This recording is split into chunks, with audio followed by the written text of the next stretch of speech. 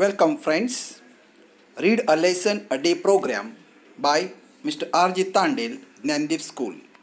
We can do it. You may ask that what can one person do? I would recall a story of my childhood.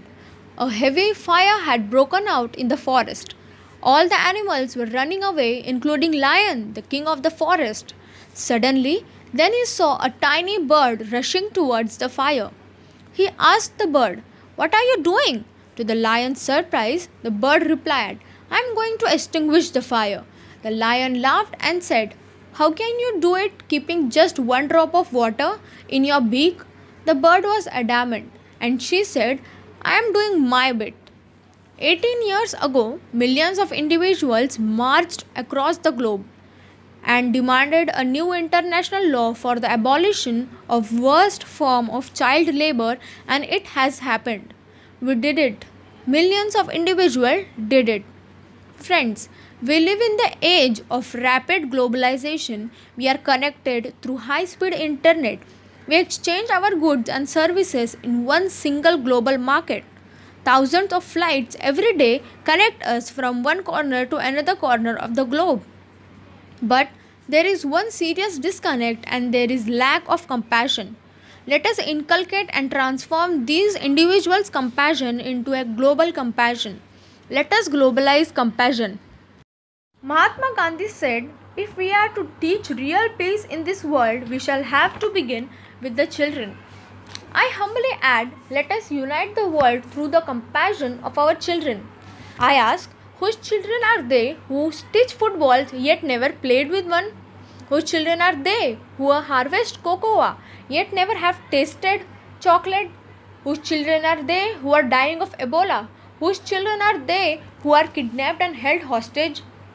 They are all our children. I remember an 8-year-old girl we rescued from intergenerational forced labor from stone quarries.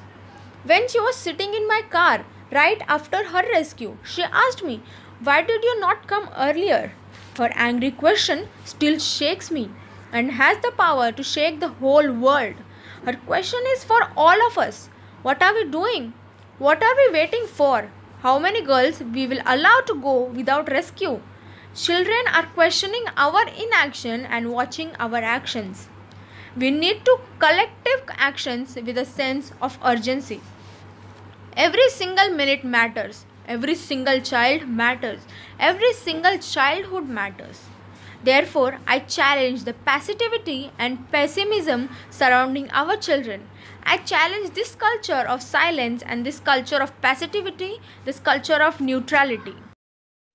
I call upon all the governments, intergovernmental agencies, businesses, faith leaders, workers, teachers, and NGOs, and each one of us to put an end to all forms of violence against children.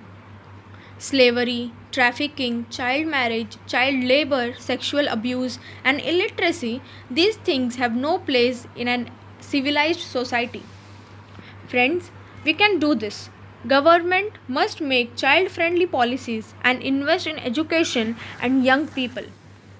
Business must be more responsible, accountable, and open to innovative partnerships.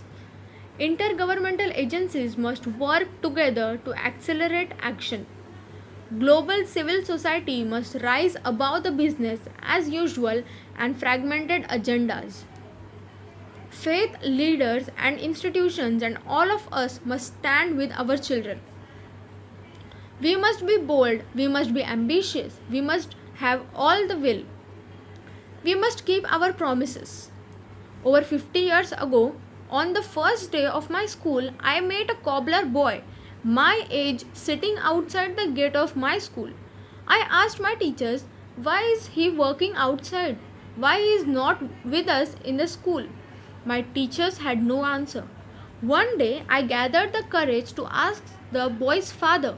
He said, "Sir, I have never thought about it. We are born to work." His answer made me angry. It still makes me angry. As a child, I had a vision of tomorrow, a vision of that cobbler boy sitting with me in my classroom. Now, the tomorrow has become today. I am today and you are today. Today it is time for every child to have a right to life, right to freedom, right to health, right to education, right to safety, right to dignity, right to equality, and right to peace. Today, beyond the darkness, I see the smiling faces of our children in the blinking stars. Today, in every wave of every ocean, I see my children are playing and dancing. Today, in every plant, in every tree and mountain, I see our children growing freely with dignity. Friends, I want you to see and feel this today inside you. My dear sisters and brothers, as I said, many interesting things are happening today. May I please request you to put your hand close to your heart, close your eyes, and feel the child inside you.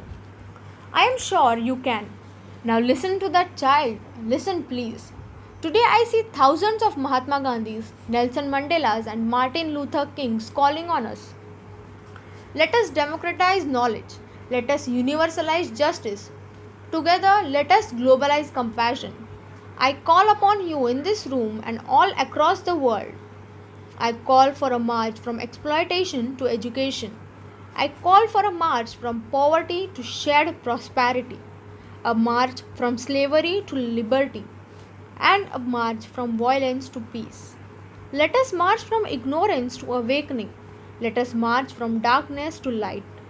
Let us march from mortality to divinity. Let us march.